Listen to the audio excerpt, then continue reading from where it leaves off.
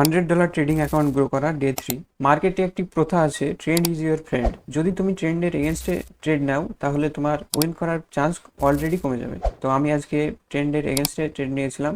1 ঘন্টা টাইম ফ্রেমে এখানে একটা রেজিস্ট্যান্স ছিল এবং 200 EMA থেকে মার্কেট রিজেকশন নিয়ে নিচের দিকে আসছিল।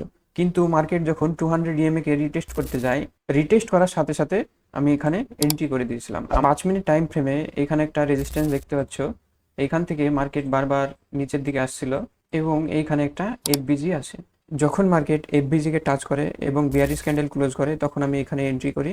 এন্ট্রি করার কারণ মার্কেটে ভলিউম কম ছিল এবং মার্কেট উপরের দিকে যাচ্ছিল এবং উইকেন্ড ছিল। উইকেন্ডে মার্কেট সাইডওয়েজ থাকে। সাইডওয়েজ মানে মার্কেট একটা বক্সের মধ্যে শুধু এইভাবে ওঠানামা করে। আমার এন্ট্রিটা এখানে হয়েছিল। টিপি ছিল এখানে, এসএল ছিল এই ক্যান্ডেলের ওপরে এবং আমার এই ক্যান্ডেলে এসএল হিট করে। এসএল হিট হওয়ার পরে ব্যালেন্স $228। আর এখানে দেখতে পাচ্ছ ট্রেড হিস্ট্রি, এটা এক্সএম অ্যাকাউন্ট। এখানে চাইলে অ্যাকাউন্ট ক্রিয়েট করতে পারো। 100% ডিপোজিট বোনাস দিচ্ছে।